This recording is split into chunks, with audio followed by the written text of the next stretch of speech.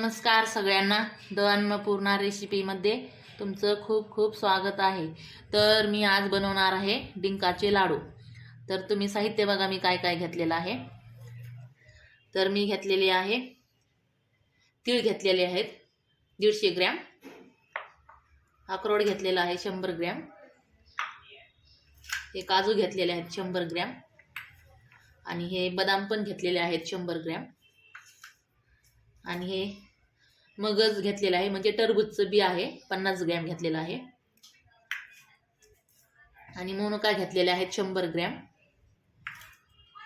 आणि डिंक घेतलेला आहे 150 ग्रॅम आणि हे जवस घेतलेले आहे 50 ग्रॅम घेतलेले आहे आणि 20 ते 30 ग्रॅम खसखस घेणार आहे.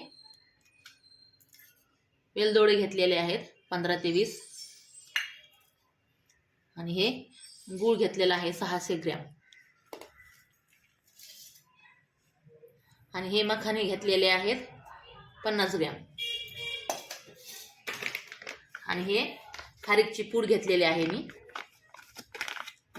500 ग्रॅम घेतलेले आहे आणि जे हे खोबरं घेतलेलं आहे 500 ग्रॅम. तर आपण आता रेसिपीला सुरुवात करूया. चला. तीळ भाजून घेणार आहे तूप न टाकता, म्हणजे मिक्सरला आपल्याला छानपैकी बारीक करायला येते.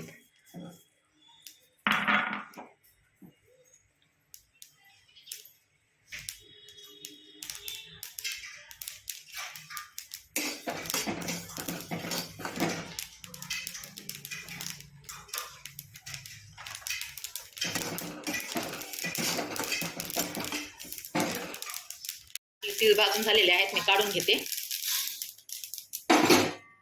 आता ह्याच्यामध्ये मी हे जवस भाजून घेते.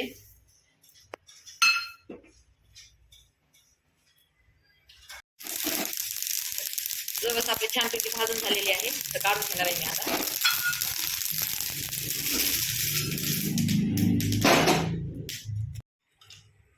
तर आता मी ह्याच्यामध्ये थोडंसं तूप टाकून घेणार आहे, साधारण 3 चमचे टाकले.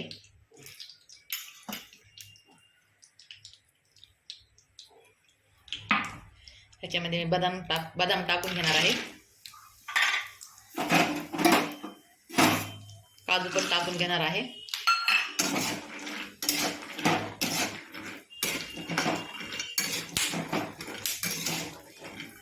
छानपैकी असं भाजून घेणार आहे.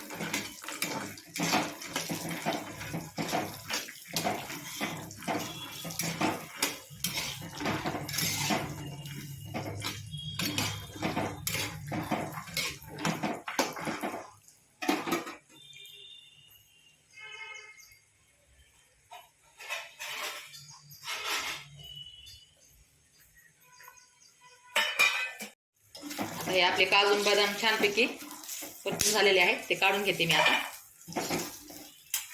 आता ह्याच्यामध्ये मी हे अक्रोड टाकून घेणार आहे, थोडेसे परतून घेणार आहे. अक्रोडला जास्त नाही परतवणार.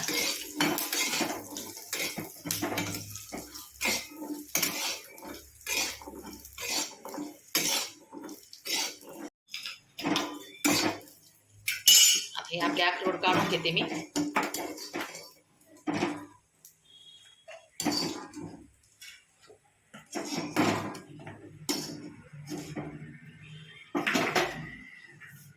ह्याच्यामध्ये थोडं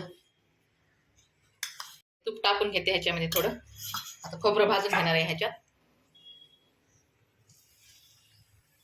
जास्त नाही भाजायचं खोबरं.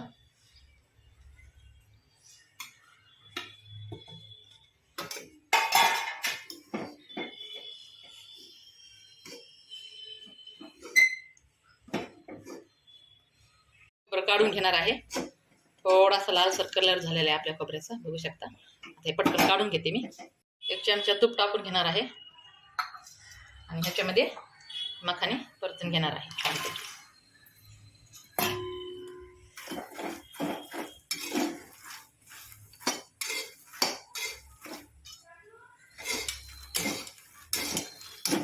छानपैकी असं परतून घेणार आहे.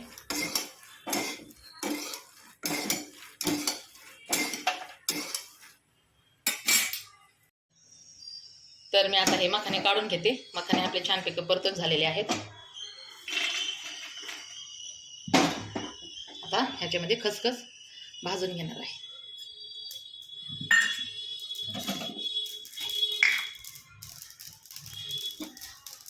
थोडंसं तूप टाकते.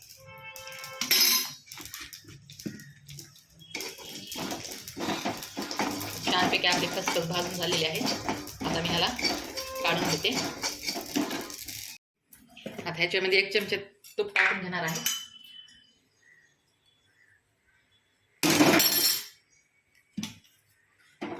ह्याच्यामध्ये हे खारीक पूड भाजून घेणार आहे छानपैकी.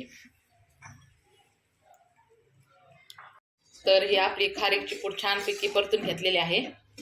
थोडं जास्त तूप टाकायचं ह्याच्यामध्ये परतण्यासाठी. बघा किती छान असं परतून घेतलेलं आहे. तूप जरा जास्त लागतं ह्याला परतायला. साधारण मला 5 ते 6 चमचे तूप लागलेलं आहे ह्याला परतण्यासाठी. आता मी हे काढून घेते. हे बी परतून घेणार आहे मी टरबूजचं पटकन. आता मी हे टरबूजचं बी काढून घेणार आहे. परतून झालेलं आहे आपल्या छानपैकी.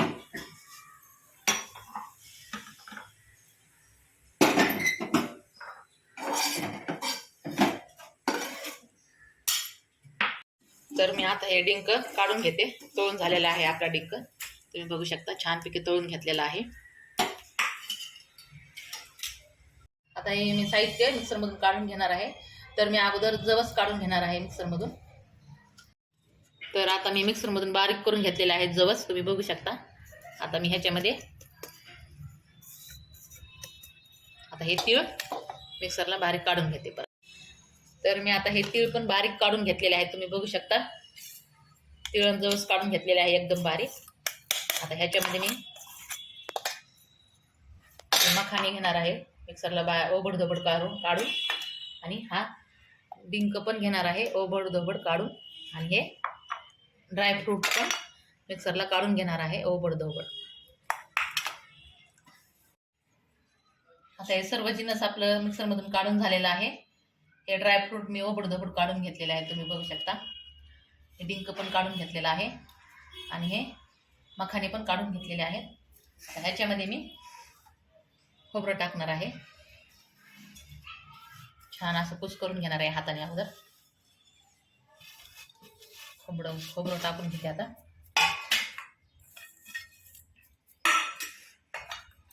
ह्याच्यामध्ये ही खारीक पूड पण टाकून घेणार आहे.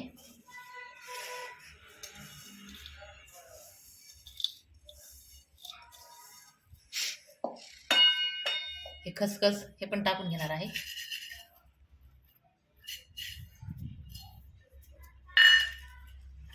हे मोनके पण टाकून घेणार आहे.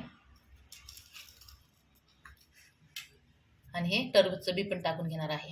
हे सर्व जिन्नस मी एकत्र करून घेणार आहे छानपैकी असं. ह्याच्यामध्ये विलायची पूड पण टाकून घेणार आहे. सगळं मिक्स करून घेणार आहे छान. आता आपण गुळाचा पाक करूया. तर आता हे गुळ मी वितळून घेणार आहे.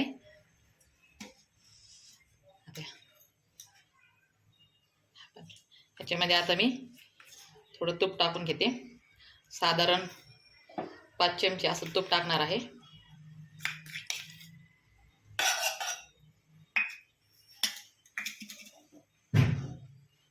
आता हे जे गुळ आहे हे पूर्ण टाकून घेते ह्याच्यामध्ये.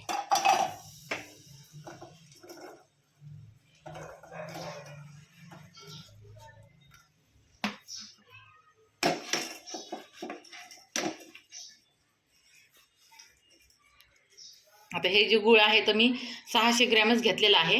आता आपलं जे आहे मिश्रण हे तर 2 किलोच्या प्रमाणात झालेलं आहे. तर मी थोडंसं गुळ कमीच घेतलेला आहे कारण आम्ही थोडं गोड कमी खातो. तर तुम्ही 800 ग्रॅम गुळ घेऊ शकता.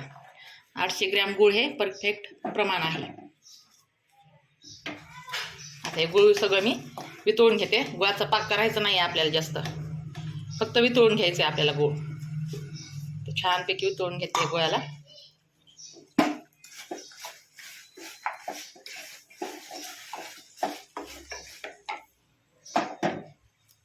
तर हे बघा, आपलं हे गूळ छानपैकी वितळलं आहे. आता मी हे खाली उतरून घेते आणि ह्या मिश्रणामध्ये टाकते. आणि ह्या गुळाला जे आहे ना, सतत असं फिरवत राहायचं, म्हणजे लवकर गूळ वितळला जातो. आता हे सगळं मिश्रण आपलं तयार झालेलं आहे गुळाचं. तर मी आता हे काढून घेते ह्याच्यामध्ये.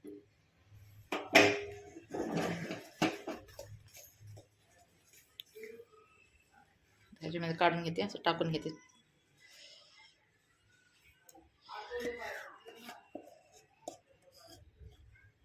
आता हे सर्व छानपैकी मिक्स करून घेते.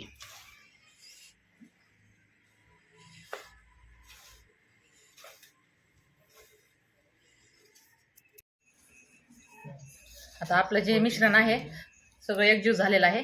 त्याचा मी लाडू बनवून दाखवते तुम्हाला. हे बघा, छानपैकी असा लाडू तयार होतो. हे बघा, किती छान असा लाडू झाला आपला. आता सगळे लाडू मी असेच बांधून घेते.